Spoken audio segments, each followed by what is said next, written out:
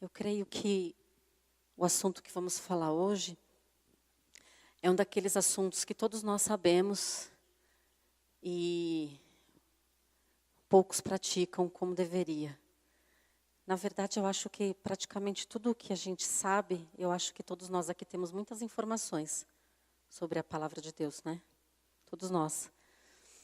E a gente tem muita informação, tem muita coisa que a gente sabe, mas a gente põe pouco em prática, né? Ali no livro de Tiago, ele é bem duro naquele texto quando ele fala que a gente não pode ser um ouvinte esquecido. A gente ouve e entende, ou faz que entende, porque a gente já dá conta que a gente já sabia. E aí diz ali que se a gente não pratica, a gente se engana. E só aquele que pratica é bem-aventurado em tudo, porque ouve e pratica.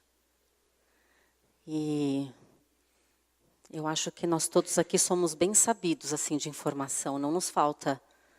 Em especial aqui na igreja, se ouve muito a palavra de Deus, ensinamos muito a palavra de Deus. Então nós não podemos falar que não sabemos, mas não sei o quanto a gente pratica o que a gente sabe ou o que a gente ouve, né? Então nós vamos falar sobre oração. E eu já quero te dizer que oração, vida de oração, é muito além do que orar. Essa semana eu pensei muito sobre isso. E a primeira coisa que eu me dei conta é que vida de oração vai muito além do que orar. E aí eu queria que você pensasse uma coisa.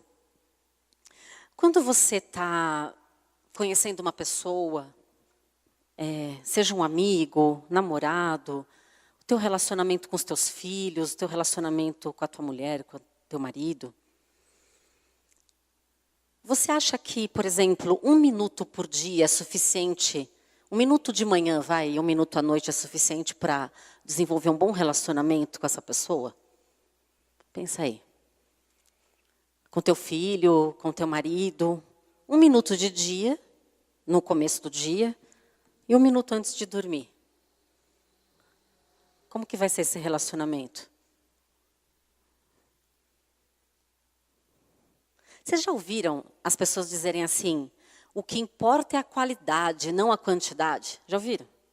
Não sei se você já disse isso. Eu vou ser um pouco polêmica, eu não concordo com essa frase. Eu não acho que importa, não acho que num minuto possa ter alguma qualidade. Não consigo entender. Eu acho que a quantidade faz diferença sim. É claro que você pode passar o dia inteiro com a pessoa e não estar com ela. Mas eu acredito que o tempo que se gasta com uma coisa faz diferença sim. E às vezes nós oramos com o entendimento que a gente tem de oração, 1 minuto de manhã e 1 minuto antes de dormir, se você não tiver com muito sono, até dá 1 minuto. Abençoa o mundo e perdoa todos os meus pecados. E de manhã, Senhor, me abençoa e me guarda, estou indo para o trabalho, acampa os teus anjos, acabou a oração. E aí a gente define isso como vida de oração. Nós temos vida de oração, nós oramos. Então, eu quero pensar junto com você o que é a vida de oração que Deus espera de nós. Então a gente vai falar sobre alguém que tinha vida de oração, que é o nosso modelo, a nossa inspiração, e essa pessoa tem que, assim, de fato te confrontar. Quando eu me converti, eu li um livro, um dos primeiros livros que eu li, um livro da Valnice. É um livro que chama Orando a Palavra. Quando eu li aquele livro, eu me senti a pessoa mais, nem sei o quê, da face da terra, mais longe de Deus, mais inútil, porque eu li aquele livro e via o tanto de experiências que ela contava, o tanto de horas que ela orava, e o tanto que ela fazia jejum, e o tanto que ela fazia tanta coisa, e eu orava, falava aqui, gente, Eu não faço nem 1%. E eu me lembro que, na época, o testemunho dela me confrontou muito. E eu lembro que aí eu compartilhei com o meu pastor, e ele falou assim, não deixe o testemunho dela te desencorajar, mas use o testemunho dela para te inspirar. Então você olha para a vida de alguém e fala assim, gente, eu não vou ser nunca isso. Ao invés de você falar, Senhor, eu quero me inspirar nessa pessoa. Porque às vezes a pessoa está tão além daquilo que você consegue chegar, e a vida dessa pessoa não é para te desencorajar. Então a vida dessa pessoa que nós vamos falar, não quero que você seja desencorajado, mas que você se inspire na vida dele. Amém? Vamos lá. Lucas no capítulo 6, do versículo de 12 a 16. Vocês estão conseguindo enxergar bem? Ou precisa que apague uma luz? Será que precisa apagar alguma luz? Você está vendo? Então tá. Versículo 13. Quando já era dia, chamou os discípulos e escolheu os 12. Está falando sobre Jesus. Versículo 14. Simão, a quem chamou de Pedro, André, seu irmão Tiago e João, Felipe e Bartolomeu, Mateus e Tomé, Tiago, filho de Alfeu, e Simão, chamado Zelote, Judas, filho de Tiago, e Judas Iscariotes. Quem chamou os discípulos? Jesus. Versículo 12. Olha o que acontece antes dele chamar os discípulos. Naqueles dias, Jesus subiu ao monte para orar. E passou quanto tempo em oração? A noite toda. Porque às vezes a gente pensa só naquele momento que ele vai chamando, e aí ele vai chamando, vai passando, e eles vão vindo. E vai chamando, e eles vão vindo. E é óbvio que essa decisão, essa escolha não poderia ser uma coisa aleatória. Uma coisa que ele vai passando e do nada vai chamando quem ele encontra no caminho. Mas ele passa a noite toda orando. Qual foi a última noite que você passou orando? Antes de você tomar uma decisão importante. Vamos lá. Pensa aí. Qual foi a última vez que você passou uma noite toda orando? Porque Jesus, ele é o nosso modelo, a nossa inspiração. O que será que tanto ele falava com Deus? Ou o que será que ele ouvia? Porque a oração é muito mais do que falar. Oração também é ouvir. E as nossas orações às vezes terminam quando a gente termina de falar. E é ali que a oração vai começar. Porque oração sem ele falar e só eu falar, não cumpre o propósito. A gente fala e aí se deu por satisfeito, orei. E será que eu esperei ele falar? Então Oração vai além, muito além de falar, muito além. E ele passa a noite inteira em oração. Se você pegar os textos da palavra, você vai ficar assim. Eu sei que você sabe que Jesus orava. Tem alguém que não sabia? Não. Mas se você olhar o tanto de vezes que é mencionado que ele orava, que é mencionado que as pessoas procuravam ele, e onde ele está? Orando. E subia para o monte para orar. E todo mundo ia fazer uma coisa e ele ia orar. Ele orava muito, muito. O próximo texto está em Mateus, no capítulo 14, a partir do versículo 22. Qual é o contexto aqui? Nós estamos falando de uma situação que foi imediatamente após a primeira multiplicação dos pães. Jesus manda os discípulos entrarem no barco e atravessarem para o outro lado do mar. Versículo 24. O barco estava no meio do mar, com o mar agitado e vento contrário. Versículo 25. Na quarta vigília da noite, dirigiu-se Jesus a eles, andando sobre o mar. Os discípulos, vendo-o caminhando por sobre o mar, tiveram medo, dizendo, é um fantasma. Mas Jesus, porém, lhes disse, tende bom ânimo, sou eu, não temais. Essa é uma situação que a gente fala muito e parece uma coisa tão normal, né? E ele vem andando sobre as águas. Mas se você observar que quando ele despede a multidão, é no final da tarde. A gente vê aqui no versículo 22, 23, que a Bíblia relata que no final da tarde que está acontecendo isso. E ele fala para os discípulos, entrem no barco, vão para o outro lado, que depois a gente se encontra. E aí ele despede a multidão e vai fazer o quê? Foi? Orar, sozinho. Ao final da tarde, a gente pode considerar que era umas 6 horas da tarde. Que horas que ele vem encontrar com os discípulos no meio da água? No meio da tempestade? Na quarta vigília da noite. Que horas é isso? Entre 3 da madrugada e 6. Faz a conta aí. Se mais ou menos ele foi orar a partir das 6 da tarde, considerando que ele ficou orando até umas 4 da manhã, quantas horas ele orou? 10. Se você olhar os textos, é muito interessante você ver. Antes dos milagres, antes das coisas que aconteciam tremendas, Jesus estava sempre orando. 10 horas orando. Vão indo, porque eu vou orar. Quantas horas você orou essa semana? Pode fazer a conta aí que eu espero, vamos lá. É sério. Quantas horas? Vocês viram que o título da ministração é nem uma hora. Vocês vão entender por quê. Lucas capítulo 5, vamos ver mais um texto. Versículo 15 e 16. O que diz esse texto? Que a fama de Jesus ia crescendo. Se espalhava mais e mais. Ajuntava-se muita gente para ouvi-lo e para ser por ele curada de suas enfermidades.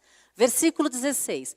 Ele, porém, se retirava para lugares desertos e orava. A fama dele ia crescendo. E quanto mais a fama dele ia crescendo, mais ele orava. Quanto mais ele era considerado, colocado em evidência, mais ele orava. Você sabe que isso é um grande segredo para nós. Quanto mais você é colocado em evidência, mais você tem que ter vida secreta com Deus. Mais evidência, mais vida de oração. Quanto mais para cima Deus te coloca, mais para baixo você tem que ir em oração. Mais evidência, mais vida de oração. Quanto mais ele era colocado em destaque, mais ele orava. É tão sutil isso, né? Porque às vezes a nossa vida com Deus e o nosso ministério, as coisas que a gente faz para Deus, às vezes essas coisas nos roubam o tempo de estar com Deus. E porque a gente está sendo, Deus está te dando a unção, então você está entendendo que está tudo ok. Deus está te colocando, Deus está honrando, Deus está te dando unção, a palavra através de você flui, o culto é uma bênção quando você está. E aí você fala, então, eu estou ok. Mas no secreto tem que ter uma estrutura. Antes de você chegar para falar, você tem que ter uma vida com Deus. É nítido quem tem vida com Deus. Não sei se vocês concordam comigo. É nítido se uma pessoa tem vida com Deus ou não tem vida com Deus. Jesus, não importava o que estava acontecendo, não importava o burburinho que imagina. Você pode imaginar o burburinho que era? Ontem ele ressuscitou 3. O povo vai atrás dele. O cara era famoso, vocês concordam? Tem coisa que mexe mais com a gente do que a gente vai ficando famoso? Isso não mexe com a gente? Você fica famoso na escola, você fica famoso na faculdade. Alguma coisa, quando a gente vira destaque por alguma razão. Você já foi destaque por alguma razão?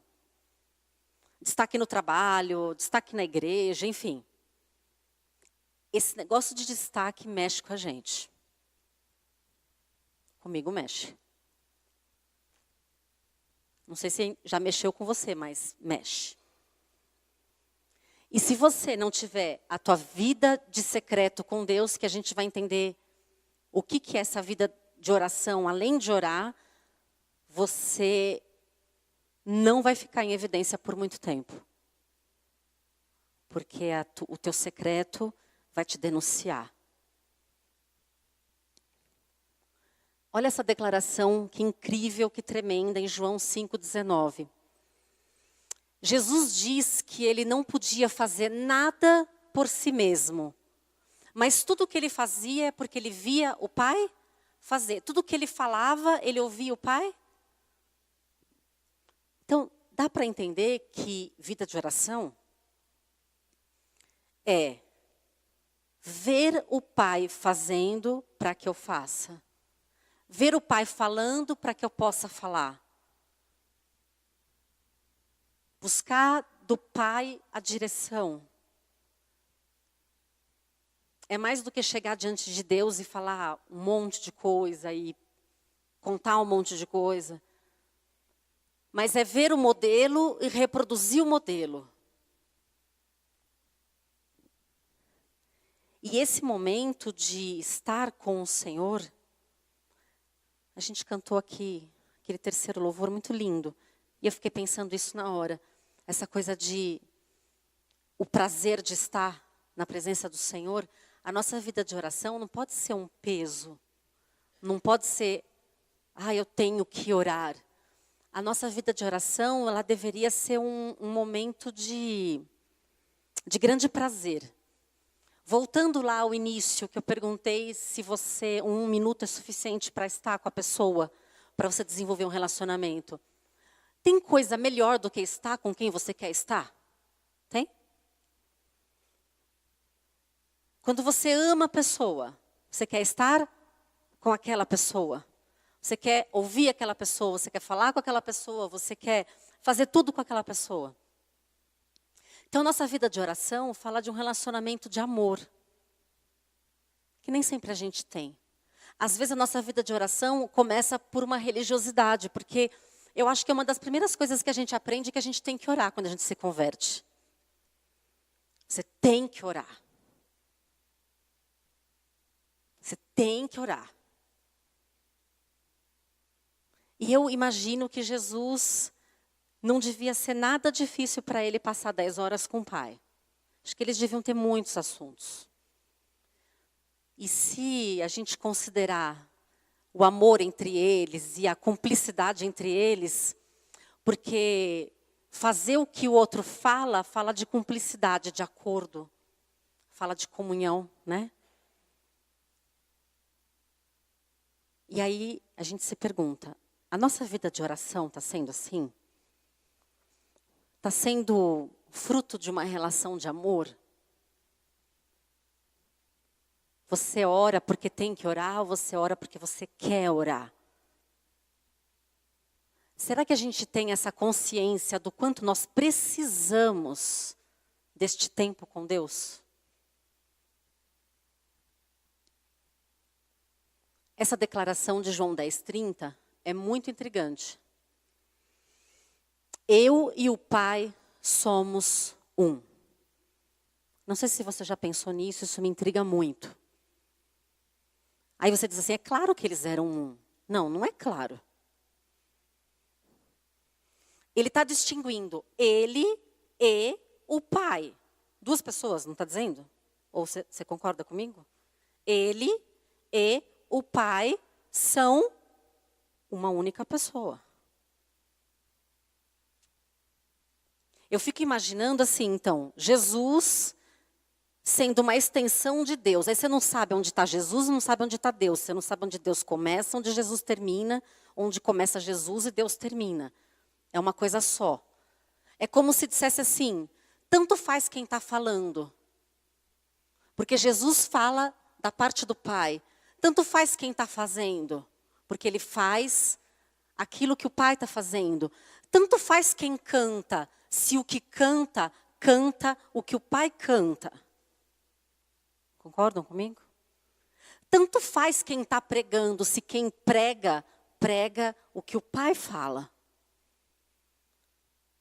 Aí é uma coisa só. A vida de oração, ela nos mistura com Deus. A nossa vida de secreto com Deus, esse é o objetivo, né, de nos conectar, de misturar.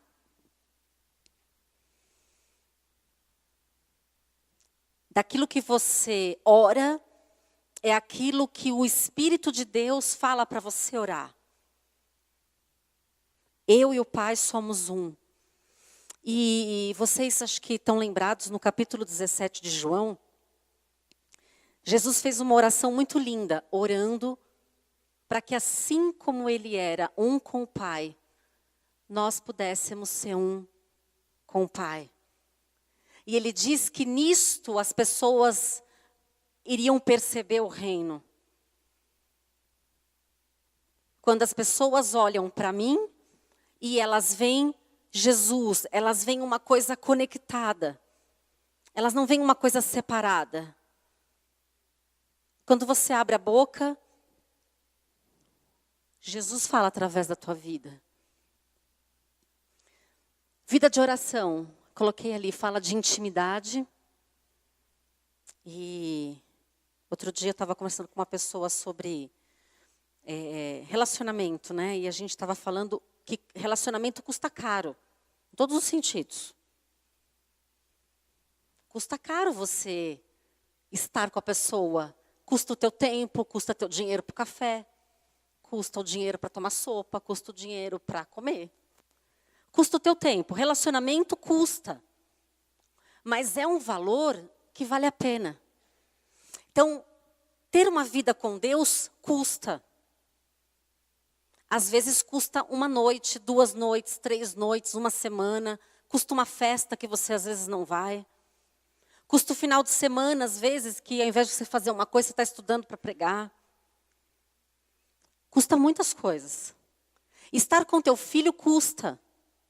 Você tem que deixar de fazer coisas para estar com teu filho. Certo? Você tem um casamento que você tem ali tempo de intimidade, tempo para conversar, enfim, custa. Intimidade, semelhança, alinhamento. E a minha vida se mistura com a dele. Alinhamento, vê se você consegue imaginar, quando você chega diante de Deus, consegue imaginar, eu não sei você, né, mas tem momentos que eu chego para orar diante do Senhor, assim, que está tudo uma coisa atrapalhada. E está tudo cheio de coisas desordenadas na minha mente, no meu coração. Essa semana aconteceu uma situação interessante, né? Eu estava com uma situação, assim, mal resolvida no meu coração, um negócio tenso. E aí eu sei que o negócio está tenso e eu sei que aquilo, se eu não for tratar com Deus, o negócio vai ficar mais tenso. E era uma coisa em relação a uma pessoa. E eu ficava planejando o momento de encontrar com essa pessoa e falar tudo que eu estava com vontade para essa pessoa. E sorte dessa pessoa que eu me encontrei com Deus antes. Sorte. Vocês não têm noção do que eu estava planejando falar. Vocês não têm noção. Aí eu cheguei diante de Deus, mas eu falei tanta coisa. E estava tudo assim, desordenado na minha mente, desordenado no meu coração. Eu falava e tal, e me justificava. Porque às vezes a gente vai até Deus para orar porque a gente quer um cúmplice, que a gente quer que ele concorde com a gente. Normalmente ele não concorda com a gente. E Deus, e isso, e aquilo, não sei o quê, parará. E eu estava meio que querendo passar por ele só para ter um cúmplice, para poder chegar até a pessoa e falar o que eu queria falar. Porque eu queria falar, entendeu? Eu ainda quero. Entendeu? Mas aí eu fiz uma parada, sabe? Lá para trocar os pneus, sabe assim? O pit stop. E aí, tudo desordenado, cheio de coisa que nem eu sabia porque que eu estava tão irritada com aquela pessoa. E aí, depois que passou esse tempo da irritação e o tempo da minha angústia, ele ficou um bom tempo sem falar nada, que às vezes é bem ruim quando ele não diz nada, né? E aí ele foi começando a me mostrar como o meu coração estava completamente desalinhado com tudo. Como eu estava equivocada a respeito do que eu estava sentindo em relação àquela pessoa. E aí eu percebi que o nosso tempo de oração, o nosso tempo com Deus, ele faz com que as tuas emoções, elas parem de ficar agitadas e elas se conectem com as emoções de Deus. E aí a nossa mente, ele alinha com a mente dele e o meu coração, ele alinha com o dele. O meu coração desalinhado faz barbaridades. O meu coração desalinhado fala o que não deve, se arrepende de ter falado. Tem consequências o que a gente fala. Então, eu percebi o quanto eu preciso parar para ouvir Deus, parar para ouvir a respeito de mim, parar para ouvir a respeito das minhas emoções. Ali na palavra de Deus em Filipenses, no capítulo 4, fala que a gente não deve andar ansioso por coisa alguma, e levanta a mão quem não anda ansioso, né? E aí diz assim, não adianta vocês andarem ansiosos, vocês têm que, pela oração, apresentar diante de Deus o que você está sentindo. E aí é maravilhoso o que acontece, diz no versículo seguinte, e a paz de Deus, que excede todo entendimento, guardará a tua mente e o teu coração em Cristo Jesus. Então chega eu lá toda cheia de razão, toda ansiosa, toda cheia de questões, apresento diante de Deus. Aí ele diz assim, falo tudo já? Ok. Tem mais nada, tem certeza? Não vai falar mais mal, porque a gente chega para falar mal daquela pessoa, entendeu? Porque para falar bem, você não vai parar para falar bem. Você vai falar para falar mal. Já falou tudo? Ok. Agora eu vou colocar em ordem as tuas emoções. Eu vou colocar em ordem os teus sentimentos. Você já experimentou, depois de orar, ter a paz de Deus que guarda a tua mente, o teu coração, e você sai da presença de Deus e fala, gente, por que eu demorei tanto para ir? Por que eu, às vezes, resisto tanto? Ou por que eu não gasto mais tempo fazendo isso? Porque, gente, se a gente tivesse parado para orar, em todas as situações que a gente já viveu, com certeza a tua vida seria diferente hoje, não seria? As suas escolhas, seria ou não seria? Porque a gente faz aquela oração rapidinha. Seja feita a tua vontade assim na terra como no céu. A gente até reza o Pai Nosso. E a gente não para ouvir qual é a vontade dele.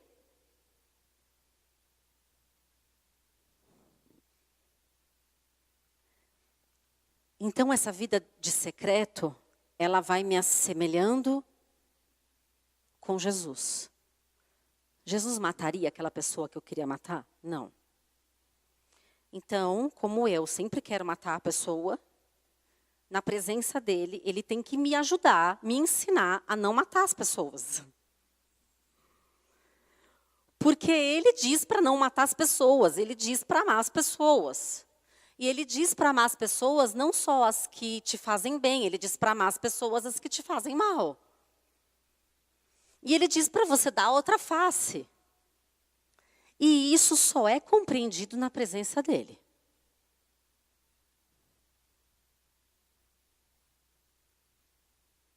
Quando eu me proponho a ouvir, tá bom, vamos conversar. E quando nós estamos agitados e com coisas mal resolvidas no nosso coração, a nossa tendência é não parar, é sair resolvendo as coisas. Não é? E como será que Jesus resolveria as nossas situações, né? Pensa aí na última situação que você viveu de conflito. Pensou? Como será que Jesus teria resolvido essa situação? Será que você parou para pensar, no meu lugar, o que Jesus faria?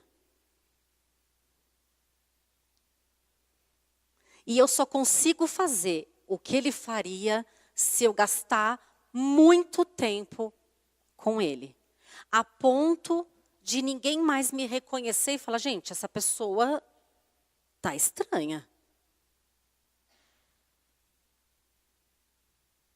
Porque já houve outras situações e ela matou as pessoas. E agora, ela não está matando a pessoa.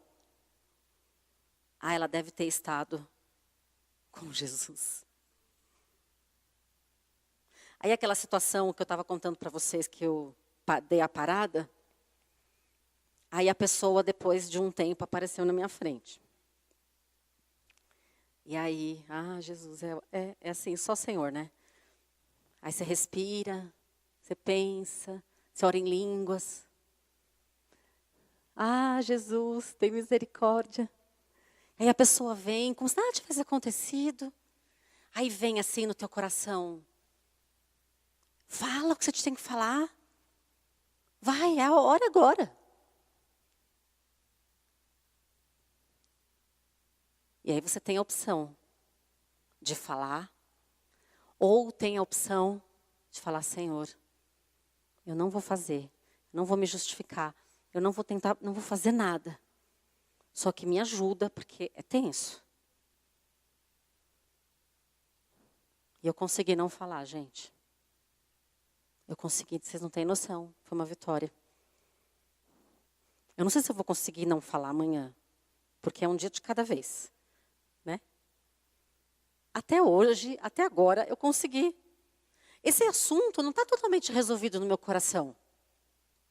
Porque os assuntos, eles vêm e vão, vêm e vão, vêm e vão. Qual a solução para mim? Não sair nunca da presença do Senhor. Essa é a solução para mim. A solução para nós é não sair da presença do Senhor. Só que nós saímos. Nós somos roubados no nosso tempo com Deus. Não somos? Lucas capítulo 11, a partir do versículo 1, diz assim. Um dia Jesus estava orando em certo lugar. Quando acabou, disse um dos seus discípulos, Senhor, ensina-nos a orar. Disse Jesus, quando orar, ore assim. Pai nosso que estás no céu, santificado seja o teu nome. Venha o teu reino, seja feita a tua vontade, assim na terra como no céu. O pão nosso de cada dia dá-nos hoje, perdoe as nossas dívidas, assim como nós perdoamos os nossos devedores. E não nos deixes cair em tentação, mas livrai-nos do mal, porque teu é o reino, poder e a glória para sempre. Os discípulos, inspirados pela vida de oração de Jesus, podiam pedir qualquer coisa, mas a única coisa que os discípulos pediram foi para que Jesus os ensinasse a orar. Interessante esse pedido. Imagina você ser uma inspiração de oração e a outra pessoa chega para você e fala, me ensina a orar. É o mesmo que dizer, me ensina a estar com esse Deus. Os discípulos chegaram para Jesus num outro momento e mostra-nos o Pai. É o que ele diz. Vocês estão olhando para ele. Vida de oração é isso. Tanto faz se está olhando para o pai ou para o filho. É uma coisa só. Senhor, nos ensina a orar. O que será que ele faz toda hora que ele vai naquele lugar e depois demora tantas horas? Depois ele volta e anda normalmente em cima das águas. Aí ele passa mais a noite inteira orando, chega lá e manda Lázaro levantar, o cara está morto. E depois ele fica mais não sei quanto tempo orando e daqui a pouco cura 10 cegos só de passar, não põe nem a mão nos caras. Os discípulos não eram bobos nem nada. Senhor, nos ensina esse negócio. Deve ter um segredo nisso. Alguma coisa acontece nesse tempo de oração. O Senhor tem que ensinar para nós. E a oração do Pai Nosso é uma oração que eu creio que tem muitos segredos nela. Muitos segredos. Muitos segredos. Mateus 26, de 36 a 46. Eu tenho certeza que este é um dos momentos em que Jesus se encontrou mais angustiado na vida dele com o que a gente está falando aqui de emoção, e angústia, e tristeza, e medo. Acho que foi o momento mais tenso da vida dele. Versículo 36. Jesus foi com seus discípulos num lugar chamado Getsemane. Assentai-vos aqui enquanto eu vou ali orar. Levando consigo Pedro e os 2 filhos de Zebedeu, ele disse: minha alma está cheia de tristeza e angústia. Fiquem aqui comigo e velem comigo. Como estava a alma de Jesus? Angustiada, com medo, triste, como nós ficamos às vezes. E o que ele foi fazer? Quando ele estava assim? Ele foi orar. E aí diz no versículo 39, ele prostrou-se e orou: Pai, se possível passe de mim este cálice, todavia não seja como eu quero, mas como tu queres. Voltando para os discípulos, achou os discípulos fazendo o quê? Dormindo. E ele diz para os discípulos: nem uma hora vocês puderam orar comigo? Vigiai e orai para que não entres em tentação, porque o espírito está pronto, mas a carne é fraca. Aqui tem um outro segredo. Sabe como você não cai na tentação? Olha o versículo 41. 2 coisas para você não cair em tentação. Vigiar, ou seja, não vai onde não é para ir. Não fica sozinho com quem não é para ficar. Não vê o que não é para ver. Não ouve o que não é para ouvir. Entenderam? Vigiar, olhos abertos. E orar. Para que não caia na tentação. A tentação vai existir o tempo todo. Imagina o quanto Jesus não se sentiu tentado neste momento. A não estar indo para onde ele tinha que ir. E não passar o que ele tinha que passar. E ele fala, o espírito está pronto. Porque o espírito dele estava totalmente conectado com Deus. Mas a carne dele, que é aqui onde a gente está falando de tristeza, de angústia, isso estava vacilando. Isso estava desalinhado. Quantas vezes a gente se sente espiritualmente pronto? E você até, não, eu tô super espiritual essa semana. E aí vem as nossas emoções, aquela pessoa chega perto, aquela pessoa fala aquilo. Porque como eu falei, as situações elas vêm e voltam. E o que precisa ser tratado é o nosso coração. Então você está sempre ficando angustiado quando você vê aquela pessoa, algo não está certo no teu coração.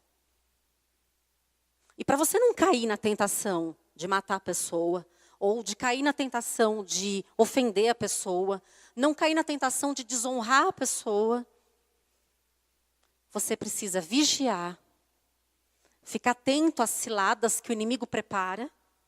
E quando você vê, gente, é horrível. Quando acontece comigo, eu me sinto uma idiota. Porque você sabe que não era para você fazer aquilo. Você sabe que não era para falar. E para que você abre a boca para falar? Tem uma raiva quando eu falo, mas uma raiva. Que assim, lição que você já sabe que não é para falar.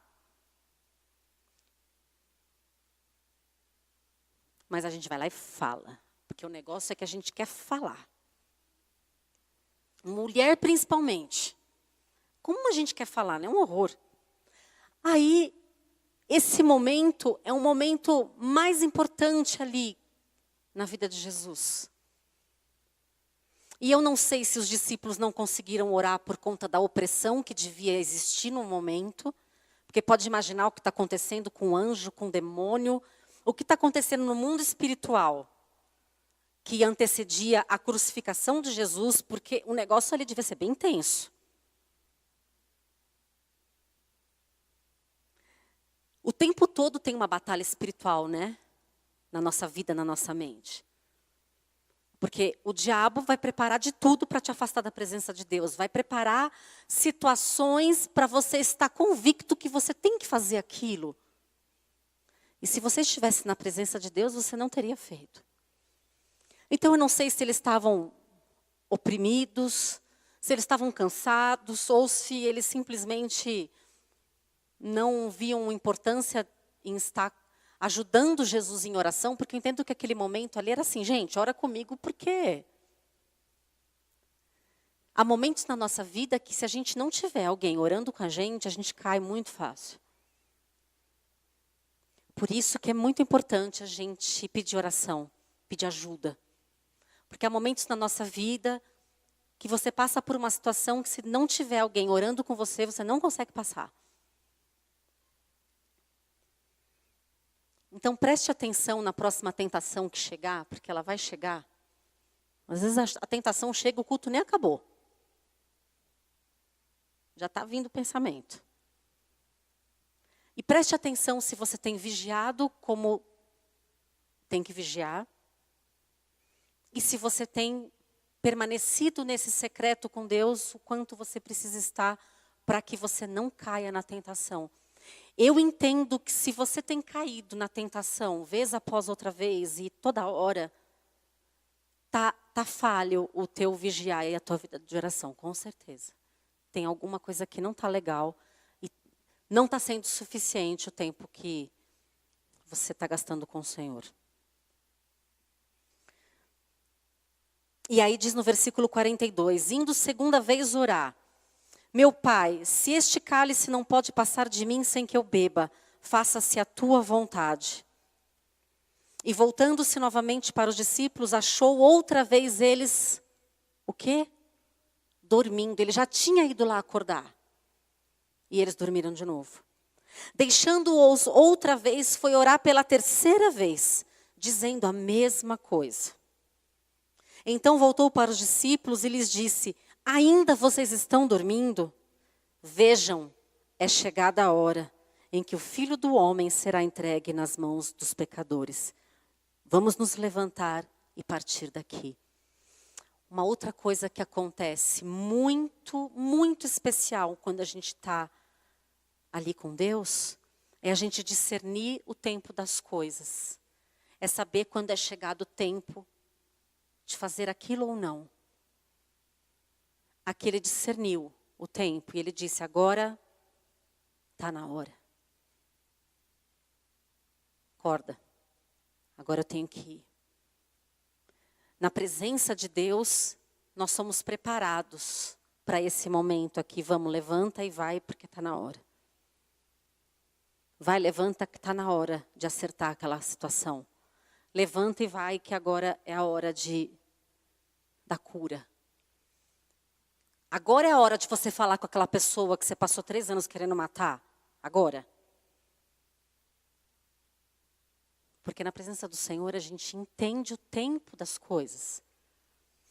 O momento certo de resolver aquela situação. E os discípulos não conseguiram orar nem um minuto.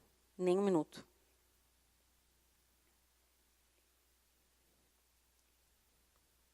E o Senhor pergunta para nós hoje, né? E vocês? Nem uma hora essa semana? A semana, são 7 dias. Se juntar todos os minutos, não dá uma hora. Não? Orar. Eu coloquei algumas definições. É estar com Deus. É também ouvir. É também ficar em silêncio. Orar é não perder Deus de vista. Eu ouvi essa definição essa semana, eu achei tremenda. Pensa nisso. Orar é não perder Deus de vista. Porque quando eu não perco Deus de vista, eu não faço besteira. Concorda? Quando eu não perco Ele de vista, eu não falo bobagem. Agora, se eu tiro os olhos dele, sai da frente. Então, estar neste momento com Deus é não perder uma palavra. É não perder nenhum centímetro do que Ele vai me dizer. É não perder a instrução a respeito daquele problema que eu estou vivendo. Senhor, é hoje que eu tenho que resolver aquela situação? É hoje que eu tenho que ligar para aquele fulano? É hoje? E Deus fala, não, não é hoje. Se eu tiro os meus olhos de Deus, aí tá tudo perdido. Essa outra frase do Spurgeon, não sei quantos conhecem, um autor que eu gosto muito, escritor, ele diz assim, se nós somos fracos na nossa comunhão com Deus, ou se nós somos fracos na nossa vida de oração, todo o restante será fraco. Se a tua vida de oração for fraca, o teu ministério será fraco. Se a tua vida de oração é fraca, teu casamento é fraco. Se a tua vida de oração é fraca, o relacionamento com os teus filhos é fraco. Tudo vai ser fraco se a tua comunhão com Deus for fraca. Tudo. Sério isso, né? E essa outra definição do Watchman Nee, que eu gosto muito, ele diz assim, quem não tem vida de oração é como um homem que sai para trabalhar nu. Alguém já foi trabalhar pelado? Não, né? Ou como um soldado que vai à guerra sem armas. Pode imaginar um soldado indo para a guerra sem armas, o que vai acontecer? Ele morre antes da guerra começar. Quem não tem vida de oração é como um homem que sai nu para trabalhar. Ou seja, aquela pessoa totalmente despreparada, totalmente sem noção. Você tem que estar nu na presença de Deus, porque vida de oração é você estar sem roupa diante do Senhor. E aí você se prepara diante do Senhor e sai vestido, preparado. Você se prepara na presença dele e sai para a guerra com armas.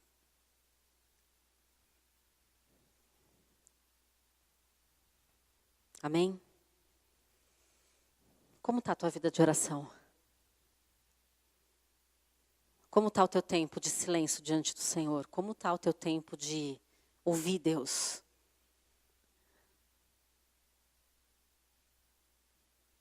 As tuas emoções estão totalmente desalinhadas? Falta tempo com Deus.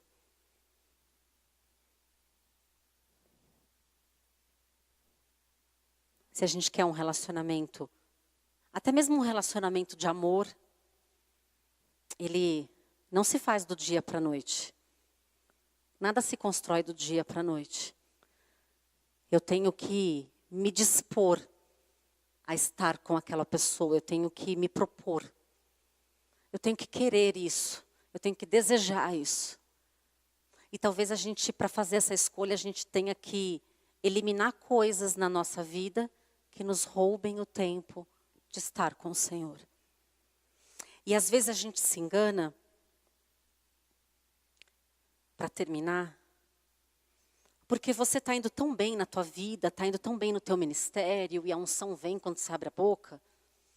Então você acha que a tua vida com Deus está totalmente certa, está totalmente correta. Mas nem sempre porque tem unção sobre a tua vida, aquela unção está sobre a tua vida porque você tem vida com Deus. Não sei se vocês estão me entendendo.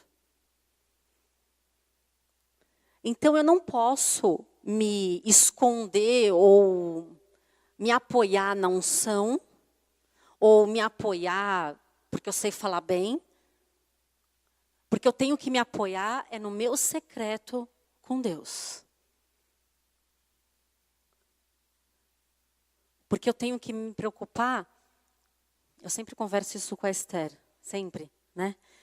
Eu tenho que me preocupar muito como eu subo aqui. Eu tenho que me preocupar demais como eu subo aqui neste púlpito. Mas eu tenho que me preocupar muito mais como eu desço. Está entendendo?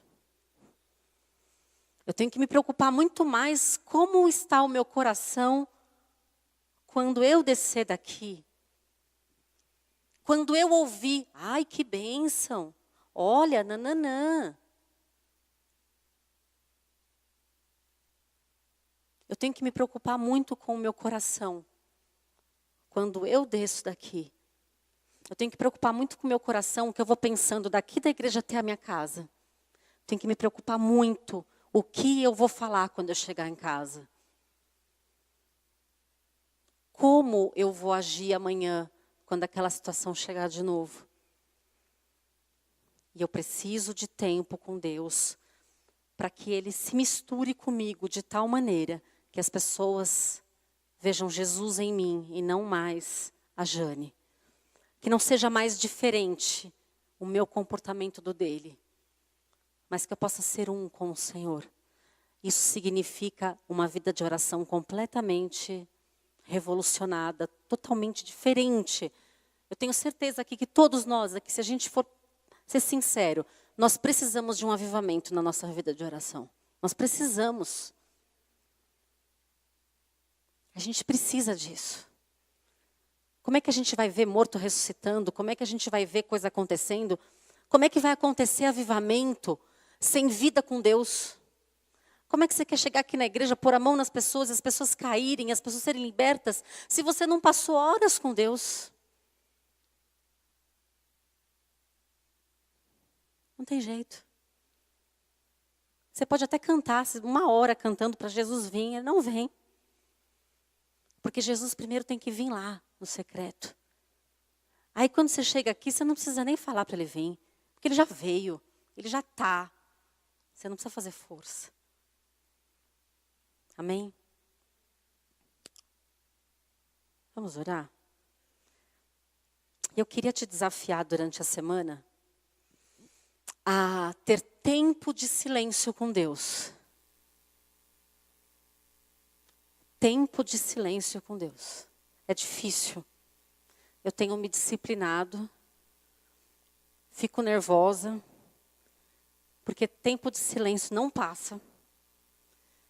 E aí, parece que passou 3 horas, só passou 3 minutos. E aí Jesus não fala, você já vai ficando mais nervosa ainda. Mas nós precisamos ter tempo de silêncio. Eu não sei que horas que você vai fazer isso. Talvez tenha que ser de madrugada. Porque se você tem filho, afazeres, roupa para lavar, comida para fazer, às vezes durante o dia não tem como. Experimente levantar de madrugada e ter tempo de silêncio com Deus. Porque tem um momento que o silêncio ele acaba. E aí Deus começa a falar. É tremendo isso. É tremendo.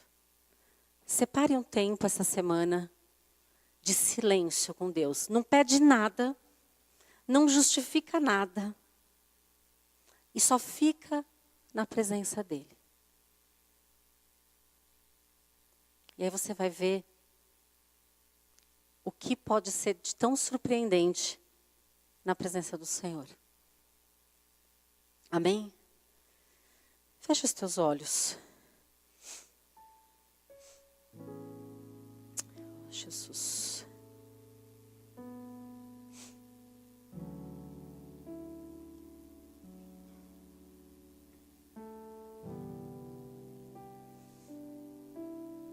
Jesus.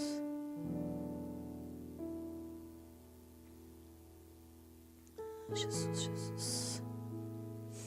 Tem uma profecia que eu entendo que se cumpre neste tempo que a gente está vivendo. Onde o Senhor diz assim que chegará o tempo onde as pessoas deixarão de ter fome de comida e sede de água e passarão a ter fome e sede de Deus. E eu entendo que essa profecia é para se cumprir neste tempo. E eu sempre clamo ao Senhor para Ele colocar fome no meu coração e paixão para largar tudo e estar com Ele.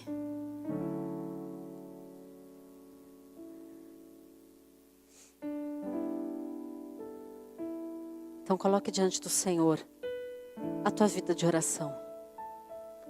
Diante dele você não tem nem como esconder.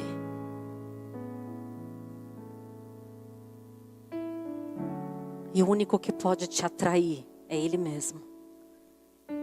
O único que pode te chamar é Ele. O único que pode te acordar.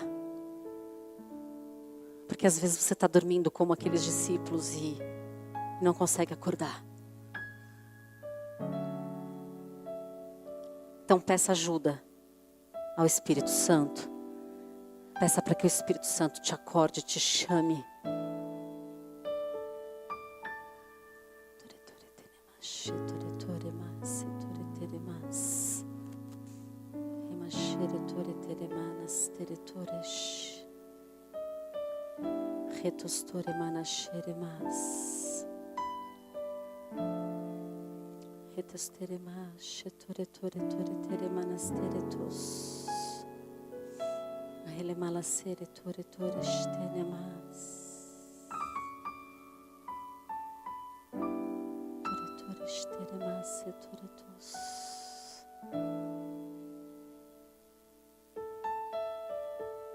Ajuda-nos, Espírito de Deus. Ajuda-nos, Espírito. Nos atrai. Nos atrai essa noite. Nos chama, Senhor. A gente nem consegue ir se o Senhor não chamar. A gente não consegue permanecer acordado se o Teu Espírito não nos acordar. Nós queremos nos perder, Pai, em Ti.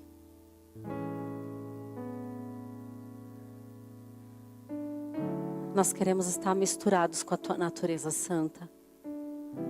Queremos estar misturados contigo. Que tudo que há em nós clame somente o Teu nome. E que não seja, Pai, penoso ou difícil fazer o que é certo, mas seja natural. Natural amar, natural perdoar. Senhor, eu não quero ficar me controlando para não fazer o que não devo fazer, Senhor, mas eu quero que seja tão natural não fazer, tão natural te honrar, te obedecer, tão natural ser santa, tão natural te desejar. Eu oro para que o Senhor nos ajude nesta noite. Que seja natural viver o Teu sobrenatural. Que seja bom estar contigo. Bom estar na Tua presença. Senhor, eu quero um dia viver o que Davi falou, que mais vale um dia na Tua presença do que 1000 em qualquer outro lugar. Eu quero experimentar. Eu quero experimentar trocar 1000 dias por um na Tua presença. Eu quero fazer essas escolhas, Senhor. Eu quero escolher te honrar, te adorar. Eu quero escolher, Pai, te honrar com as minhas palavras, com os meus pensamentos. Ajuda-nos nesta noite, Pai. Ajuda-nos, Espírito de Deus. Em nome de Jesus. Em nome de Jesus. Aleluia.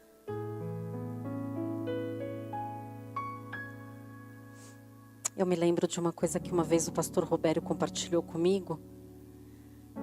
E ele dizia assim, que quando a gente vê uma árvore que dá maçã, a gente chega perto dela e toda árvore que é uma macieira, e se ela vai dar maçã, o fruto vai ser maçã, certo? E aí, eu sempre me lembro disso, ele fala, se você chegar perto dessa macieira, você consegue ouvir essa macieira gemendo para dar maçã? Se esforçando para dar maçã? Alguém já viu aqui uma árvore gemer? Eu preciso da maçã. Eu queria dar laranja, mas eu tenho que dar maçã. Já viu alguma árvore fazer isso? Não. Por quê? Porque macieira dá maçã. É natural da maçã. E quando Jesus fala que se eu permanecer nele e ele em mim, vai acontecer o quê? Naturalmente eu vou dar fruto. E agora quando eu estava orando me veio isso. Não pode ser difícil fazer o que Jesus faria. Não pode ser horrível, penoso. Tem que ser natural, porque vai dar maçã. Então é natural da maçã, não é natural da laranja. Tem que ser difícil da laranja. Tem que ser difícil pecar, tem que ser difícil fazer o que é errado. E ser fácil manifestar Jesus. Porque eu estou conectada com Ele. Nunca mais me esqueci isso. Porque eu me vejo o tempo todo fazendo força para fazer o que é certo. Me policiando para fazer o que é certo. Então, provavelmente eu não estou conectada o tanto que deveria. Porque estou fazendo força demais e não tem força. Fruto é uma coisa espontânea. Amém?